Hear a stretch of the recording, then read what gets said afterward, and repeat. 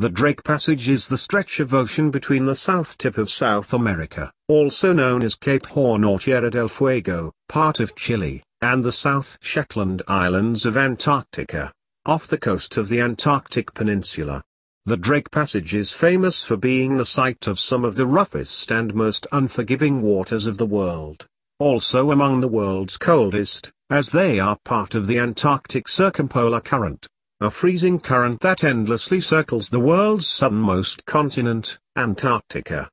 It is this current that is responsible for turning Antarctica from a temperate forest continent into a frigid wasteland covered by mile-thick glaciers over the course of millions of years.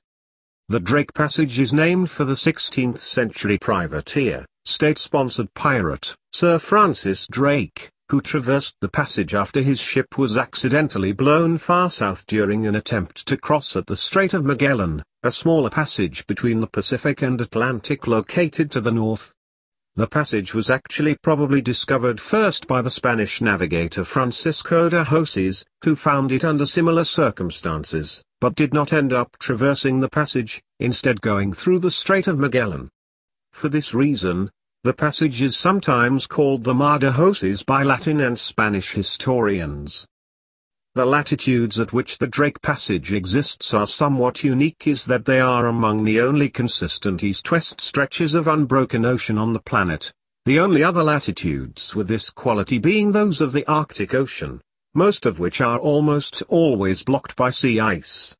The only islands at the latitudes of the Drake Passage are the South Sandwich Islands in the South Atlantic and the South McErie Islands south of New Zealand, land bodies too small to seriously influence the flow of ocean currents.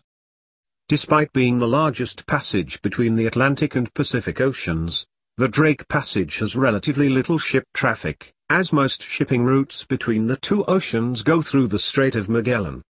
This was not the case for much of history, as it is easier for sailing ships to maneuver within the passage than the strait, which is narrow and often ice-bound or so windy that a safe passage is impossible.